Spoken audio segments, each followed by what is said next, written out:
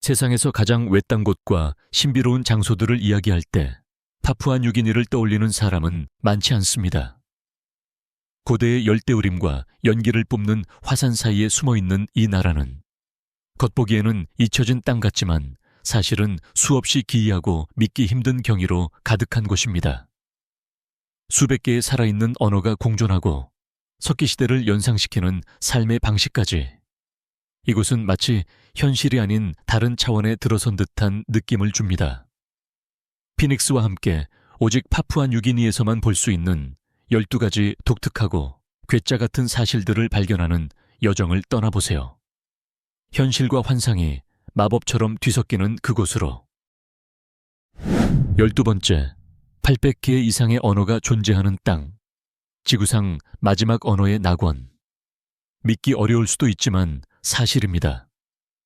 파푸아뉴기니는 840개가 넘는 살아있는 언어를 보유하고 있으며 이는 전 세계 언어의 약 12%를 차지합니다. 인구가 900만 명 정도인 이 나라에서는 평균적으로 하나의 언어당 약 10,000명 정도만이 사용하며 어떤 언어는 수백 명만 사용하는 경우도 있습니다. 언덕 하나, 가을 하나를 넘으면 전혀 다른 언어권으로 들어가는 이곳에서는 옆집 이웃조차 당신이 이해하지 못하는 언어를 말할 수 있습니다. 이 놀라운 언어 다양성은 험준한 지형, 울창한 밀림, 그리고 수천 년 동안 고립되어 있던 산악 부족 공동체 덕분입니다. 각 부족은 고유한 문화를 발전시켰고 언어를 조상들의 신성한 보물처럼 지켜왔습니다. 영어와 토크피시는 국가 공용어로 사용되지만 대부분의 사람들은 일상에서 자신들의 모국어를 사용합니다.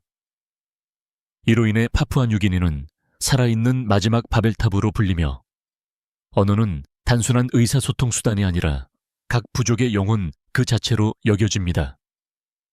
고대 정글 속에서 수많은 언어가 조용히, 그러나 생생하게 보존되고 있습니다. 11번째, 화려한 싱싱축제. 온 나라가 살아 숨쉬는 교향곡이 되는 순간.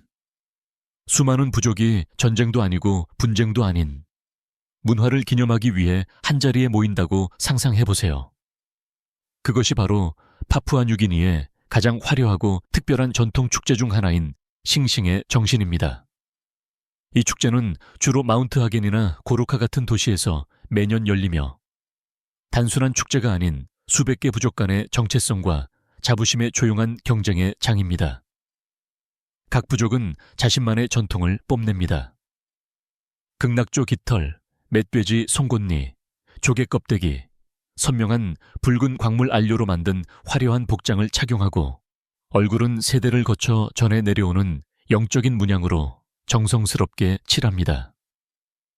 공기는 나무북, 대나무 피리, 야성적인 부족 노래 소리로 가득 차며 산속을 울리는 원초적인 교향곡이 만들어집니다. 하지만 이건 단지 음악과 춤이 아닙니다. 움직임으로 전해지는 이야기입니다. 모든 걸음, 모든 박자마다 조상의 역사가 담겨 있고 그 리듬과 의식을 통해 살아 숨 쉽니다. 가장 놀라운 것은 통합의 정신입니다. 800개가 넘는 언어와 수많은 부족으로 나뉘어 있는 이 나라에서 싱싱축제는 파푸아뉴기니인들이 차이를 내려놓고 다양성을 기리며 정체성을 지키는 순간입니다. 이들에게 이 축제는 단순한 행사가 아니라 국가의 영혼입니다. 수천 가지 색과 소리가 넘실대는 그 한가운데에서 고대 전통이 숨쉬는 그 순간을 직접 느껴본다면 어떨까요? 문화를 사랑하는 당신이라면 싱싱축제는 절대 놓쳐서는 안 될 특별한 경험입니다. 10번째, 여성이 결혼을 끝내는 방법. 냄비 하나면 충분합니다. 전 세계 많은 곳에서 이혼은 복잡한 절차, 서류 작업, 법정 싸움, 감정의 소용돌이를 동반합니다. 그러나 파푸아뉴기니의 일부 부족에서는 이혼이 놀라울 정도로 간단할 수 있습니다. 여성은 단지 요리 냄비를 남편에게 돌려주기만 하면 결혼은 공식적으로 끝난 것으로 간주됩니다. 이 냄비는 단순한 주방 도구가 아닙니다. 그것은 가정을 돌보고 이끌어가는 여성의 역할, 즉 가정의 심장을 상징합니다. 아내가 더 이상 결혼을 지속하고 싶지 않을 때 냄비를 돌려주는 행위는 이 가족을 떠나겠습니다라는 선언과 같습니다. 더 놀라운 점은 많은 공동체에서 이혼에 대한 결정권이 전적으로 여성에게 있다는 것입니다. 심지어 남편조차 그 결정을 막거나 되돌릴 수 없습니다. 이는 전통적이고 가부장적인 사회 구조 속에서도 보기 드문 문화적 특징입니다. 비록 그 의식은 단순해 보일 수 있지만 그 안에는 깊은 감정적, 사회적 의미가 담겨 있습니다. 이는 파푸아뉴기니의 독특한 삶의 한 단면을 보여줍니다. 오지의 험한 환경 속에서도 여성들이 결혼과 개인의 자유에 있어 놀라운 권한을 가지고 있음을 말해줍니다. 9번째, 정글과 얽히고 설킨 삶. 파푸아뉴기니에서 정글은 단순한 배경이 아니라 생명의 숨결이자 집이며 시장이고 병원이자 모든 공동체의 영적인 중심입니다. 인구의 약 85%는 농촌 지역에 살고 있으며 그들 중 많은 사람들은 전기, 인터넷, 포장도로 같은 현대 문명이 여전히 닿지 못하는 곳에서 살아갑니다. 대신 그들은 자신들을 둘러싼 야생 자연과의 밀접한 관계 속에서 생존하고 번영합니다. 숲은 모든 것을 제공합니다. 집을 짓는 데 쓰이는 나무, 옷을 짜는 잎이, 사냥터에서 얻는 식량, 약초는 병을 치료합니다. 지역 주민들은 모든 식물, 모든 낯선 소리, 모든 동물의 발자국을 알고 있습니다. 마치 자연 자체가 그들의 모국어인 것처럼 말이죠. 이들은 정글을 착취의 대상이 아닌 조상 신들과 숲의 신들이 머무는 신성한 존재로 여깁니다. 많은 부족에서는 고목 하나를 베기 위해서도 제물을 바치는 의식을 행합니다. 자연에 대한 깊은 존경의 표시입니다. 기술의 속도전이 펼쳐지는 오늘날, 파푸아뉴기니는 인간과 자연이 경계 없이 조화롭게 공존하던 시대의 희귀하고 순수한 조각으로 남아 있습니다. 8번째, 여전히 살아 숨쉬는 전쟁 문화. 파푸아뉴기니에서는 부족 간 전쟁이 과거의 유물이 아닙니다. 그것은 현대 삶의 표면 아래에서 여전히 은은히 타오르고 있으며 독특하게 의식적인 형태를 띠고 있습니다. 땅, 명예, 심지어는 도둑맞은 돼지 한 마리 같은 사소한 일조차도 갈등의 씨앗이 되어 전쟁으로 비화될 수 있으며 그 전쟁은 폭력보다 오히려 문화적 의식에 가까운 양상을 보입니다.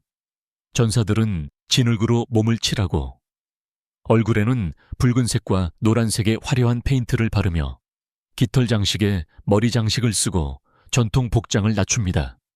그들은 창, 도끼, 때로는 현대 무기까지 들고 있지만 여전히 밤에 공격하지 않거나 여성과 아이를 절대 해치지 않는 등 엄격한 부족 규율을 따릅니다. 일부 지역에서는 전투 전에 양측이 함께 싱싱이라는 의식을 치르며 노래하고 춤추며 힘을 과시합니다. 이는 전면적 적대 선언보다는 경고의 의미를 가집니다. 이러한 충돌은 종종 의례적이며 규칙에 묶여 있지만 실제 사상자가 발생할 수 있습니다. 하지만 이들에게 전쟁은 단순한 다툼이 아닙니다. 그것은 부족의 정체성을 표현하는 핵심적인 방식이며 조상 대대로 전해 내려온 전사 정신과 명예를 실현하는 중요한 행위입니다. 7번째, 현대와 석기시대가 공존하는 삶. 파푸아뉴기니는 전 세계에서 드물게 현대와 석기시대가 나란히 존재하는 몇 안 되는 장소 중 하나입니다. 포트 모르즈비 같은 대도시에서는 자동차, 스마트폰, 고층 빌딩을 볼 수 있습니다. 하지만 고지대나 울창한 밀림 깊숙이 들어가면 전혀 다른 세상이 펼쳐집니다. 수천 년 전의 방식 그대로 살아가는 세계입니다. 수백 개의 부족들은 여전히 사냥, 채집, 손으로 농사짓는 전통적인 삶을 이어가며 외부 세계와는 거의 또는 전혀 접촉하지 않습니다. 현대적인 도구 대신 돌도끼, 대나무 창, 조개 껍질 칼을 사용하고 음식은 뜨거운 돌 위에 조리하며 밀림 속 초가집에서는 깜빡이는 불빛이 밤을 밝힙니다. 놀라운 점은 이곳 사람들은 스스로를 뒤처진 존재라고 여기지 않는다는 것입니다. 그들은 시계가 아닌 자연의 리듬에 따라 흐르는 삶에 만족하며 진정한 부는 공동체의 유대감과 조상으로부터 물려받은 유산 속에 있다고 믿습니다. 파푸아뉴기니는 매혹적인 모순의 나라입니다. 21세기와 선사시대가 절묘하게 어우러진 신비롭고도 매혹적인 살아있는 초상화입니다. 6번째, 바다 위로 피어오르는 연기나는 화산. 비스마르크 해의 짙푸른 바다 한가운데 파푸아뉴기니에는 세계에서 가장 신비롭고 경외스러운 화산 중 하나인 타부르부르 화산이 있습니다. 라바울 근처에 위치한 이 화산은 단순한 자연 경관이 아니라 언제든 깨어날 준비가 된 잠자는 괴물처럼 늘 연기를 뿜어 올릴 듯한 긴장감을 안고 있습니다. 이 화산은 1994년에 격렬하게 분출하여 라바울의 대부분을 파괴했고 수천 미터 상공까지 화산재를 뿜어내어 한낮을 두껍고 음산한 회색으로 바꾸었습니다. 그런데도 놀라운 사실은 이 화산 주변에 여전히 사람들이 살고 있다는 것입니다. 마치 화산을 위험하면서도 신성한 자연의 존재로 받아들인 듯 말이죠. 오늘날에도 타부르부르는 자주 진동하며 연기를 뿜어냅니다. 이는 대지의 심장이 발밑에서 뛰고 있다는 지속적인 신호와도 같습니다. 많은 여행자들에게 이곳은 세상에서 유일하게 해변에 서서 바다를 바라보며 연기를 내뿜는 산을 볼 수 있는 장소입니다. 비현실적이고 등골이 오싹해지는 이 경험은 떠난 후에도 오랫동안 기억 속에 남습니다. 5번째, 하늘 위에 독특한 나무 위집 생활. 파푸아뉴기니의 남부 밀림, 특히 세픽과 걸프 지방에서는 코로와이와 콤바이 같은 부족들이 지상에서 30m, 어떤 경우는 거의 40m 높이에 나무 위 집을 짓고 살아갑니다. 이는 10층짜리 건물보다도 높은 높이입니다. 이 집들은 서양 아이들이 꿈꾸는 놀이용 나무집이 아니라 하늘에 매달려 가족이 먹고 자고 일상을 보내는 완전한 생활 공간입니다. 이처럼 높은 곳에 집을 짓는 가장 큰 이유는 야생동물, 홍수, 그리고 적 부족의 공격을 피하기 위함입니다. 이 지역은 여전히 부족 간의 분쟁이 발생할 수 있으며 높은 곳에 살면 주변을 넓게 조망할 수 있는 전략적 이점이 있습니다. 또한 모기와 같은 열대 질병의 위협도 높은 곳에서는 훨씬 줄어듭니다. 이 집들은 밀림에서 얻은 나무, 야자수 잎이 덩굴만으로 만들어지며 손으로 직접 지어집니다. 못도 기계도 사용하지 않습니다. 현지인들은 밧줄 사다리나 나무 기둥을 이용해 위아래로 오르내리며 숙련된 등반가처럼 민첩하고 균형 잡힌 동작을 보입니다. 21세기의 현대 사회에서 이러한 나무 위 삶은 마치 동화 속 이야기처럼 들릴 수 있지만 파푸아뉴기니에서는 여전히 생생하게 존재하는 현실이며 혹독한 자연 속에서 인간이 얼마나 창의적으로 적응할 수 있는지를 보여주는 놀라운 증거입니다.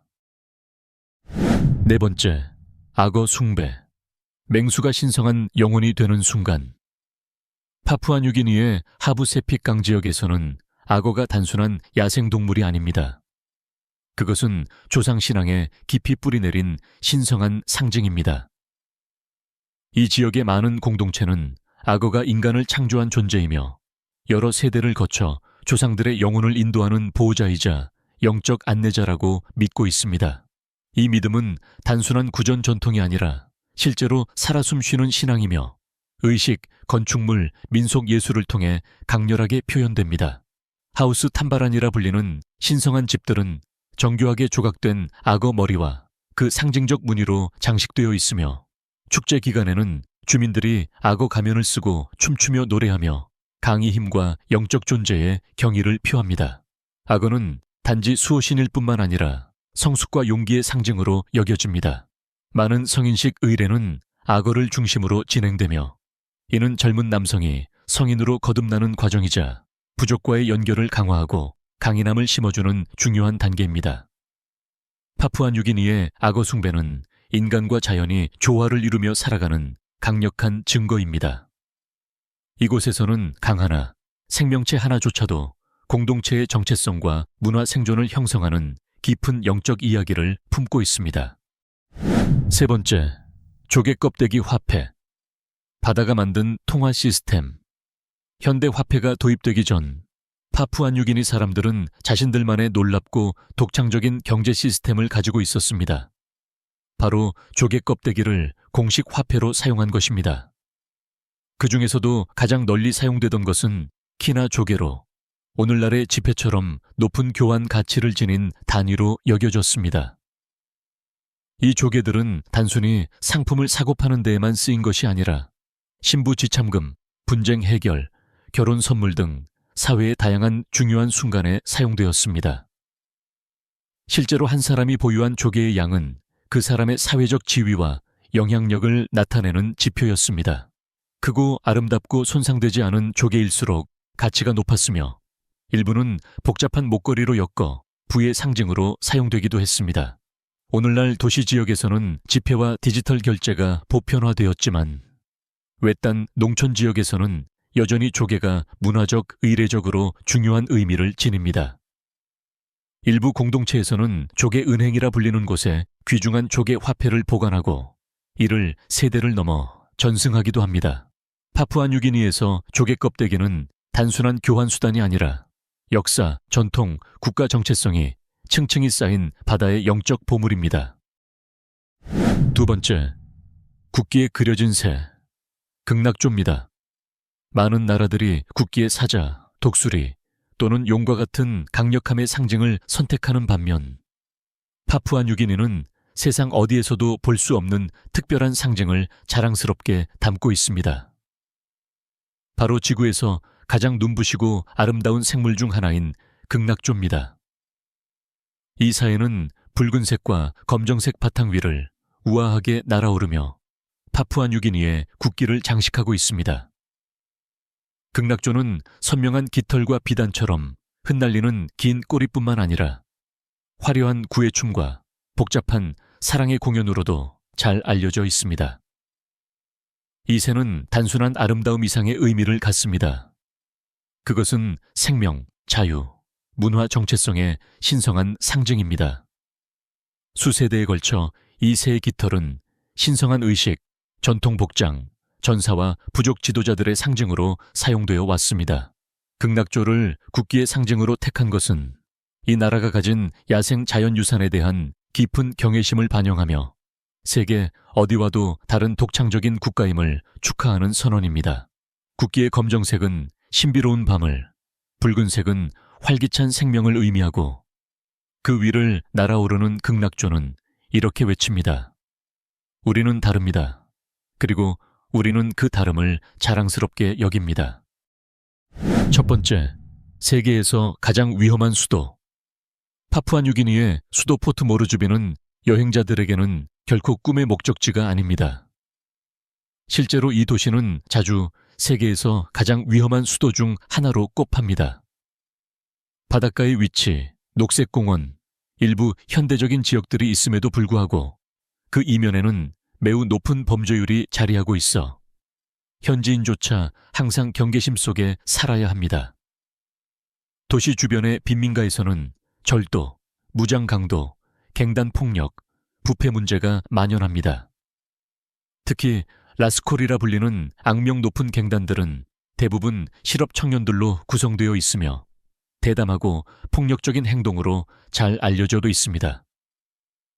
이 때문에 포트 모르주비 내에서 이동하는 것조차 특히 해가 진 이후에는 매우 위험한 도전이 됩니다. 정부는 치안 개선을 위해 노력하고 있지만 경제적 불평등과 교육 기회의 부족은 여전히 도시를 어둡게 들이우고 있습니다. 그럼에도 불구하고 포트 모르주비는 여전히 파푸아뉴기니 정치, 경제, 현대 문화의 심장부이며 혼돈과 활력이 공존하는 곳이자 역경 속에서도 삶이 끊임없이 앞으로 나아가는 장소입니다. 포트 모르주비는 마음이 약한 이들에겐 버거운 도시일 수 있습니다. 그러나 이곳은 복잡하고 다채로우며 깊이 갈등된 파푸아뉴기니의 진짜 모습을 보여주는 날 것 그대로의 창입니다. 파푸아뉴기니는 단순한 나라가 아닙니다. 그것은 완전히 다른 세계입니다. 문화, 자연, 인간이 상식을 뛰어넘는 방식으로 공존하는 공간이죠. 이 12가지 기묘한 사실 중 어떤 것이 가장 놀라웠나요? 아래 댓글로 공유해 주세요. 그리고 채널 피닉스를 구독하고 알림 설정을 꼭 해주세요. 전 세계를 누비며 펼쳐질 우리의 다음 모험도 절대 놓치지 마세요.